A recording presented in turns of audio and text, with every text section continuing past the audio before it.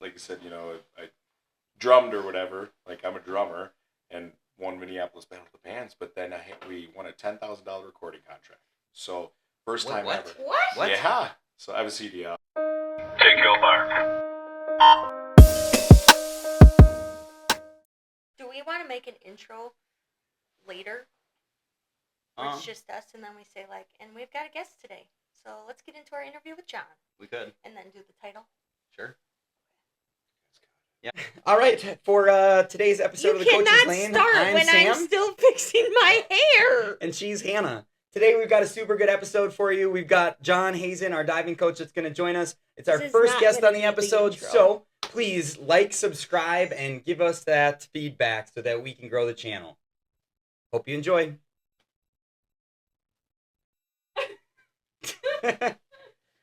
I think we're going to like that one the most, but... Okay.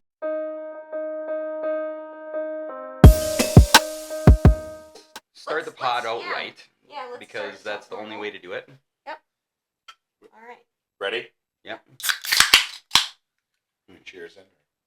I always do, but Sam just... Cheers, Sam. That's how we do it. Thank you guys so much for having me on. Mm-hmm. No problem. Jon. Thanks for being our very first guest. Yes. Yeah, thank you for that. Jon is our I'm honored. diving coach at Sartell, and we have been coaching together for how long? Well, this is our third season together as a team.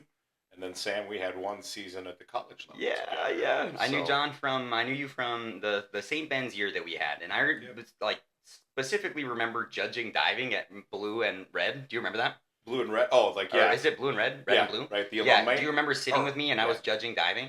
I do not. No, I have judged so many meets. I learned so much about diving that one day, but the only thing I was scoring on one thing. Okay. What do you think I was scoring on? Entry? Nope. Height. Was it height? Height. I literally was just looking at the height off the board. And, of course, you had Jack, you know, and, you had some kids that could get real high off the board. Yes. So, if they got good height and came off the board well, then I was giving them a good score. I didn't know about the dives and the numbers at that point. What was a good score to you? I threw a 7, I think. Okay. Maybe. I probably could have thrown higher than that, given that they're, national level divers. Yeah. But, yeah. I don't know. Those meets, they're more fun and... it's not about the true score, but... Yeah. Yeah. And then I have yet to judge diving. Yeah, you got to do it sometime. I haven't ever judged it at a meet that matters. Yeah. If that's fair. So you're saying that the blue and red meet doesn't matter? No, it did matter. It was on Meet Mobile, so it mattered. Okay. That's how you decide whether it's a good meet or not, and it's on Meet Mobile. So. It's probably pretty fast. For divers, that are returning, it's pretty good. Yeah. So, yeah, we had that one season together, and then... And that was super helpful, because 3 years ago, we were in a pickle, had a bunch of talent on the dive squad, but no one to coach. Yeah. And then you jumped in and saved the day. I did. I remember that very well, because, for a little bit about me, you guys know my story. I didn't know the cathedral part, though, so you should start with your, that gig. Yeah, sure. So, 24th year coaching this year, 3 with you guys. I started out actually at 18 years old.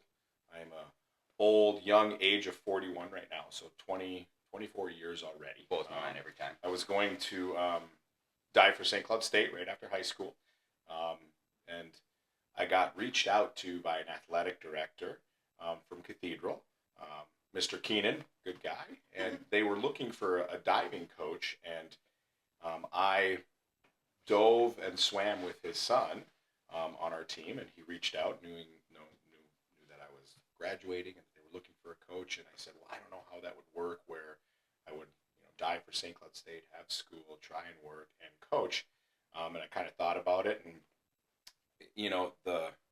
I wanted to dive in college, but I wasn't 100% sure, and so who was the coach? Who was the coach there? State, yeah. I don't remember off the top of my head. It was just before Hegley, a year before it had to been, right? Because it was 2001. Yeah, that his first. No, that might have been his first year was 2000, wasn't it?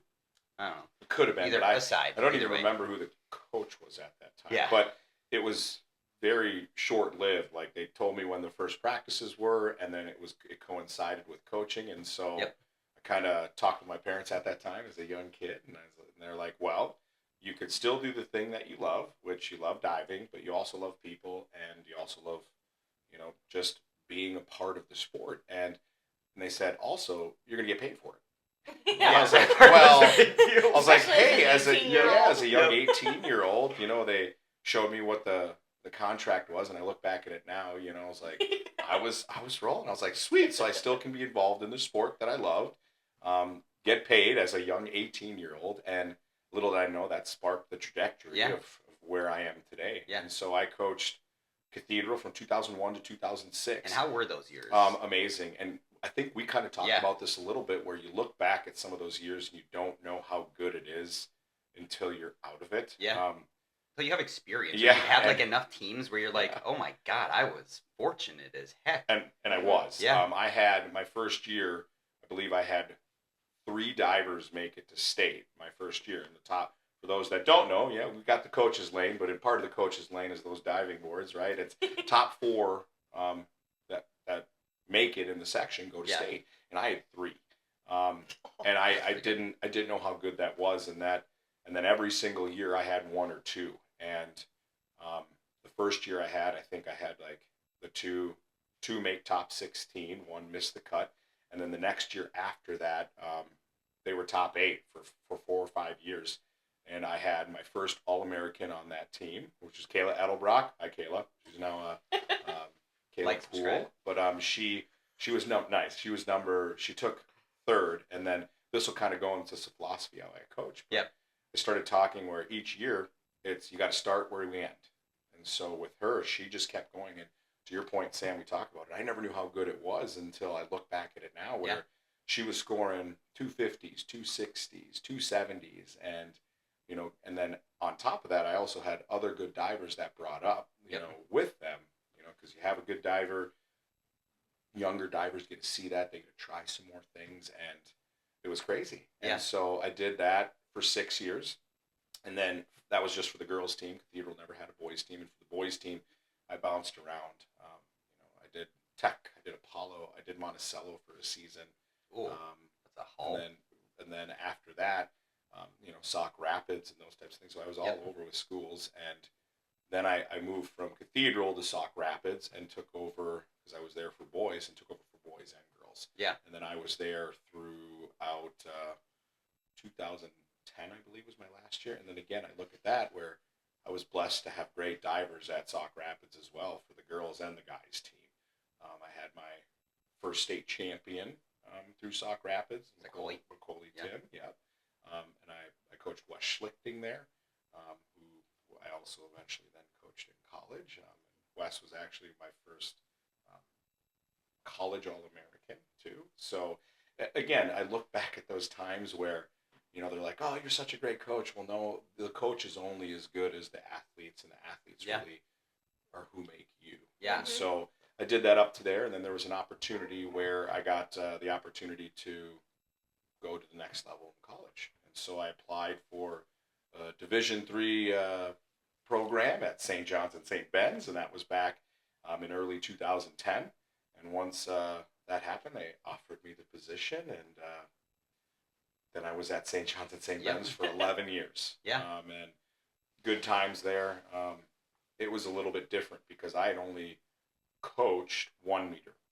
And in college, there's a 1 meter and a 3 meter board. And so it was a big learning curve of how do I coach another board that's 6 feet higher. And did you ever dive 3 meter? I never dove. I dove a little bit of 3 meter in camps and things like that for my junior year and senior year in high school, but then I was going to get more. Right. But then I never went to, I went to college. Yeah. But I never dove in college on the 3 meter board. So most of it was trying to acquaint the 1 meter skill to the 3 meter board and understand that you got 6 more feet. So how different is that? It's different. Like for athletes, did you you jumped on both of them? Oh yeah. Well, I've dove on both of them, but never a full season because I started coaching. Yeah. But it's different. You got to kind of do it's the same board, but it's different heights. So you have a lot more time. And I would always tell people you're gonna like 3 meter a lot better than you're like 1 meter because there's more time. And they look at you like, no, it's higher. It's scary. And it is scary. I've jumped off 3 meter and it's scary. I don't like bouncing on a board. No. Yeah, and it was the learning curve of understanding that whatever you learn on 1 meter, you can take up to 3 meter, but now you have to account for the height difference and how you do that. And so in that call it 11 years that I was coaching there, I feel like I got better. And I actually liked coaching 3-meter a lot better than 1-meter. Again, more time, more dives that you could do that are harder. But man, there were some times where, and what did they say? Fake it till you make it. Like, I knew it. I could do it, right? I could coach you. And then there'd be times where you're like, okay, we're going to try a front 3.5 somersaults, and I'm going to call you out. And you're sitting there in the back of my mind and saying, You've never done this? Oh, I've yeah. never called anybody out like Yeah. this. And I've got to count, and then I've got to yell at the right time, and then they've got to come out at the right time. And so I remember, like, with Wes, because Wes was my first All-American in college. I got there when he was a junior, and he had made nationals the last 2 years. And so we're pushing, and I'm trying to get him some new dives, and first 2.5s, and back 2.5s, and front 3.5s, and all of these things. And I remember trying to call him on a dive, and I'm sitting there and I'm watching. I'm like, okay. In the back of my mind, he goes up. I'm like, 1, 2, hop, and I scream, and he opens up and falls flat on his stomach, right? And so, as a coach, you're like, okay. You really trust me, though. Are you okay? Yeah. Yes. And then immediately you're like, as a coach, you're like, that was my fault. But you don't want to tell them it was your fault, because now they're not going to trust you, because there's a big dynamic of trust. Right. Is this guy going to call me right, or am I going to just really hurt myself? And so luckily it was, okay, let's look at it. Yeah, that was my fault. Let's try this again. How do I work with you, and go from there? So, so again, 11 years in college, St. Ben's, and then life took a little bit of a turn. Married, 4 kids, so that's hard, and coaching college, as you know well, Sam, at St. John's at St. Ben's, they had separate pools, and I would always have to coach a little bit later. So it was 6 p.m. until 8:30, 9 p.m. Monday through Friday, meets on the weekends, and then life hit. I love my wife, I love my family, but once I decided also in my crazy life that I wanted to start being a servant of the city, and I decided I wanted to be on city council. I don't know why, in St. Joseph, and I took a stab at that through leadership, and luckily I was appointed to St. Joseph City Council in 2001, August 2001. And so once that happened, it was kind of, well, how am I going to make this season work with having a wife and kids, right? Having my job that I'm going to need to do, and then coaching, there'd be no time for my family. So I had to make a tough decision to step away. Which was probably one of the hardest things, because as you guys know, it's a passion. Yep. Yes. And so I took a step back from coaching. And that was 2021, the year after COVID? I think it was 2020, 2021 going into that season. And so took a step back, and it was weird. It was, still there, kind of help volunteering. Luckily to be in this sport for so long, I had Elise Jenneru, now Elise Morrill, take over for me, who I also coached at St. Ben's. And so kind of helping, also mentoring some of the coaches and taking over. So I was still kind of helping through that year.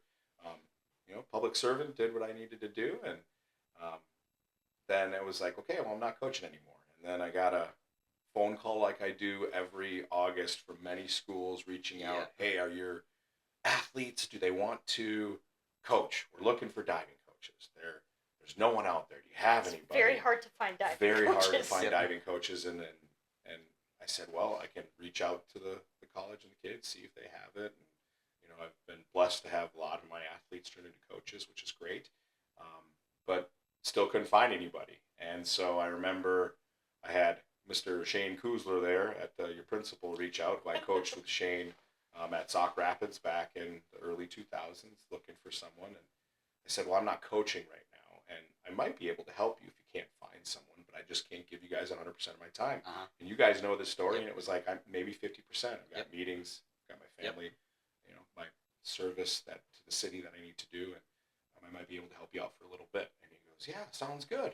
And I wasn't expecting him to say that. And then, of course, talking to Bruce, and then Bruce called me, and then talked to you guys, and it was like, okay, well, I might be able to do... That was Bruce's first year, wasn't it? Yeah, it was. And then, and it was, well, I might be able to give you 50%. I can't make every single practice. I can't do this. This was, classic John. And then you're there all the time. And then I was there, 100% of the time, because I can't not do something what I would like to call half-assed. Sorry for the swearing. But I was there and I made it work because it's something I did love. And it's way different than college, you know, where it was fun getting back into high school. And, you know, in college for Division III, you can't give scholarships. So they have to want to be there. That's also what I loved about it. But then coming back to high school, you're trying to develop them as young adults. Yep. And that's what I loved. And so that was kind of the story. I did that, and then Sam brought me along for guys because they didn't have a coach guys season, Sauk Rapids, and go back. This will be my third year coming up with you as well. You coached West to his 6-dive record, and this past year you coached Hayden to beat that 6-dive record, which I thought was super cool. Like 2 different stints and and it's full circle and it's fun, and and then during that time too, coach Sauk Rapids, but then Tech didn't have a diving coach. So then that first year, I did 2 schools. I coached Tech and I coached Sauk Rapids. So talk about timing. You know, God bless my wife. She knows that it is a passion of mine, and I'm grateful to have her, and she knows that it's something I love to do. So did 2 years, and then did 1 year with both schools. Then I was lucky to take a step back from Tech and just coach for Sartell for girls and Sauk Rapids for boys, and here we are. Yeah. 24 years later. One of my favorite things about you, John, is that like you obviously care about diving and you care about like making the athletes better. You do a very good job of that, but it's definitely not like the focal point of your coaching. I don't think. Like same as us as well. You're very much like coach the kid and Molly running around upstairs. Yeah, you're rolling. But coach the kid and like develop the person, and you're super inspirational. So I guess like talk about your philosophies of coaching just in general for a little bit. Well, and again, it goes back to where I was initially started as in high school. I was coached by a great man, Joel Clefman. Great guy. He's coached for 35, 40 years. And it was you know, you got to take a step. You know, if you're not taking a step, you're standing in the same spot. And so I took that philosophy but he was really, really hard too. You know, he was a coach where it's like, you need to do the dive or you get out. You're not going to be here. And I remember my first year coaching high school girls, which, mind you, another little tidbit is I was 18 years old, and one of my divers on my first team was 2 days older than me. And so I was very young, and I didn't know coaching, right? I knew of coaching how I was coached, and I remember that's how I started coaching them. In the first week, I must have made like 3 or 4 girls cry. And I was like, oh, okay, got to take a step back. Can't be so hard. Let's reassess how we need to do things. And that turned into more of a philosophy of develop them as a whole person. And during that time, finding myself not only as a coach and finding myself as a person, I found out what I wanted to do in life, which was, you know, I went to school for behavioral psychology because I was like, how do you get someone to do something without actually showing them or going up there and physically moving them? Well, it's a lot of mental capacity. And you guys know in swimming, you're swimming alone, a lot of thoughts roll through your head. In diving, it's the same way where there's a lot of thoughts going through your head, and I can tell you to do something, but ultimately you have to do it. And so I took that philosophy of coaching of, all right, you got to build up the confidence in the diver themselves to understand that they can physically be great, but mentally they need to be tough too. And so I started off with the first step is taking one. Because if you're not taking one, you're standing in the same spot. Now we're not moving.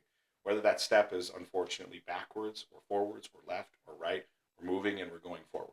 And so I kept pushing that and learning more about myself and learning more about psychology and behavioral psych. And if we do one thing, this is the consequence that happens. And learning how to talk with people and giving them the motivation and strength and the confidence to do that and growing as a whole person approach. And so I started off young where, I want great divers. And we talked earlier where I didn't know how good I had it with the athletes that I had until I look back now. But then it was, as I was young and I was growing up too, right? Like I was only 18 in those first years coaching kids that were technically my same age, if not 1 or 2 years younger than me. I was growing too. And so I started learning, you know, we talk about philosophies in coaching that you got to be a good person. You got to want to do things. You got to want to take that next step. You know, life is a constant change. So nothing is ever going to be the same. We've got to try and be positive, and even in your darkest days, there's still light ahead. And so I started, telling my team, I want every other team to look at us and wish they were part of our team, because not only are we good divers, but we're better people, and having good sportsmanship and cheering everybody on. And you guys have seen it. Diving it's so different. Like, we're cheering other teams on that are sitting here beating you, but we're absolutely happy for them because it's so different. It's a sport where we're together, but you're on your own. Yeah. And that's hard. Yeah. And so I coached whole person approach. Be a great person. I think that's what I appreciate about you is that, I mean, this is my 5th year coaching. I am very new. I'm 26. Like, I feel like I've learned so much from you, and just watching how you coach and how positive you are and how you truly believe in your athletes. You believe in the team, and whether it's a hard day or not, like, you're still going to find something positive out of it that you can work from. And I feel like that has taught me the most about coaching. Even when we walked away the other day, like when you talked to us at the end of practice on like Monday or Tuesday, you stuck around and we chatted just about like your even Wednesday, maybe. They all blend together. But did your regular like motivational like stuff with an athlete or two, and then just listening to you talk there, like I walked around the pool, and as you had left, I was like, dude, we learn a lot from Jon. Well, and like, I mean, you're busy.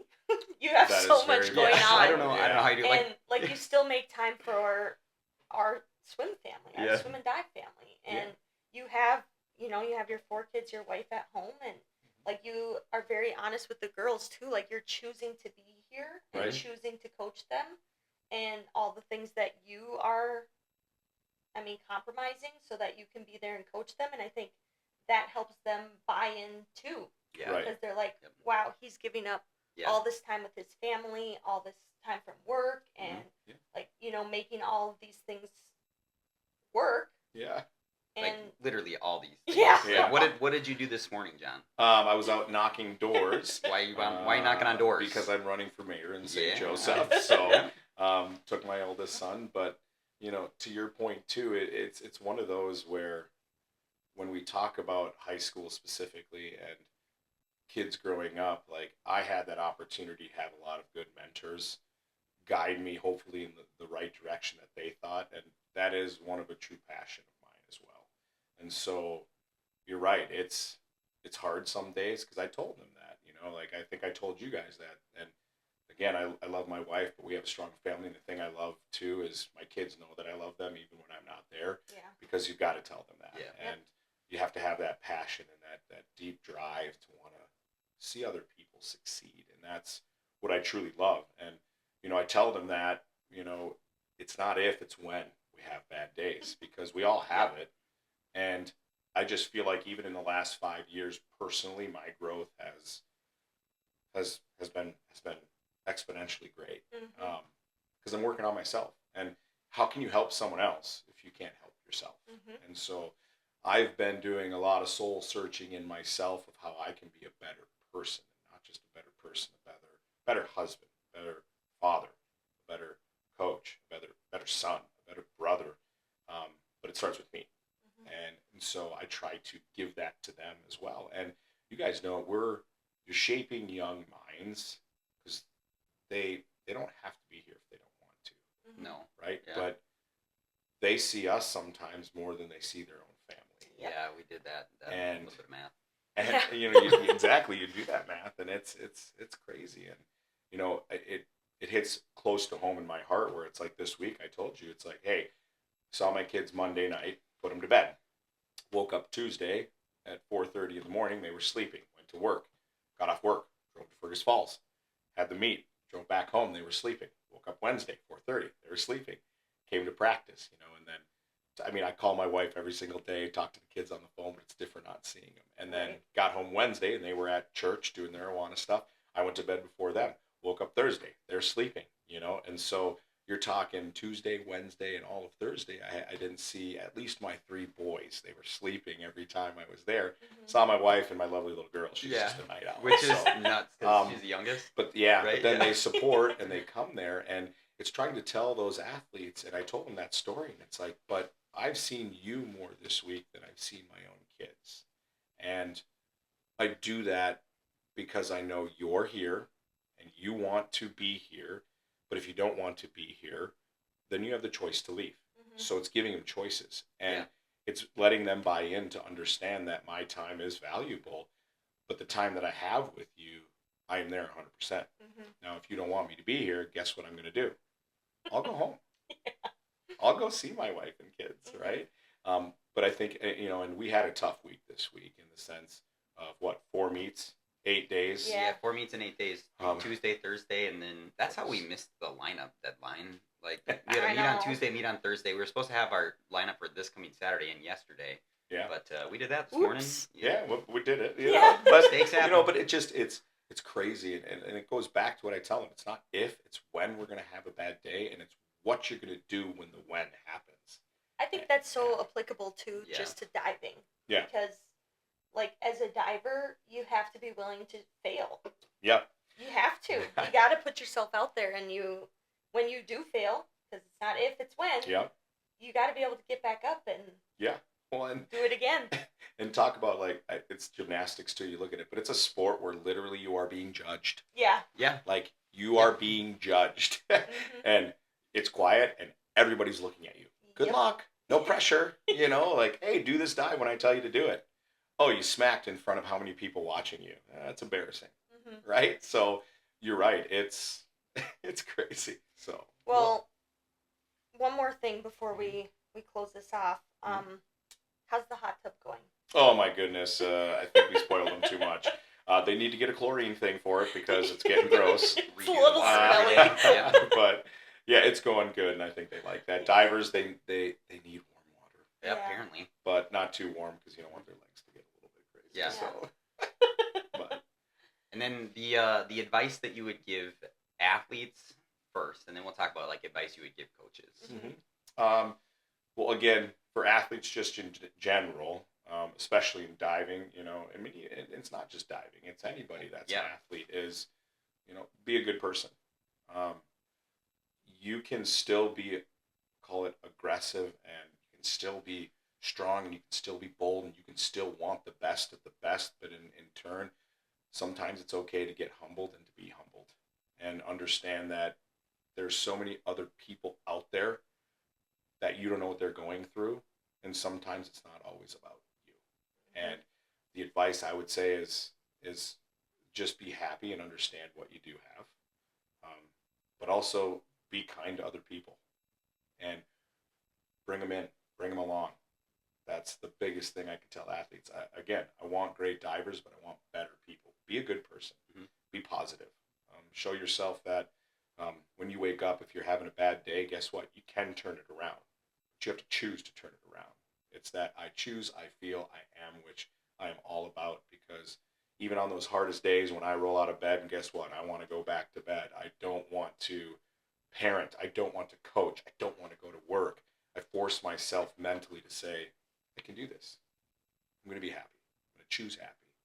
I'm going to choose to have a good outlook. And that's what I want for them. And in turn, it's not just athletes, it goes for coaches too. Because just as much as hopefully they get out of us a good positive light, a good mentorship, they're doing the same thing for us internally. Yeah. And I'm forever grateful for that. Yes, you've shaped their life, but they've shaped ours. So.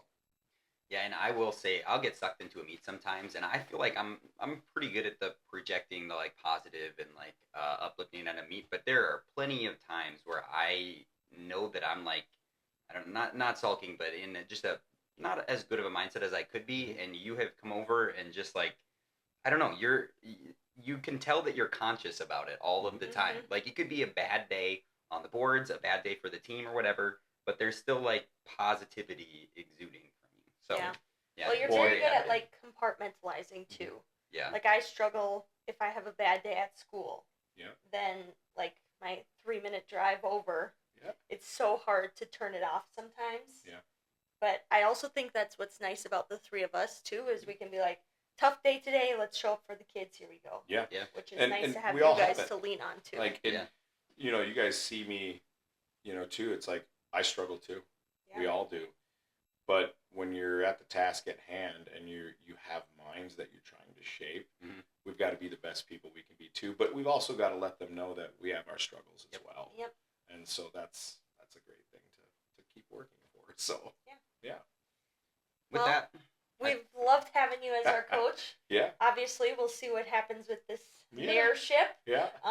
But John, thanks for being on the pod. Thanks for having me. I am so excited that you had me come. Not just the coaches lane. We should add coaches lane / board. Yeah, Yeah, coaches yeah. lane and But board. I would like the shirt to That'd say be good. board for mine. Okay. So, That's all for the coaches lane. We'll see you on the next episode.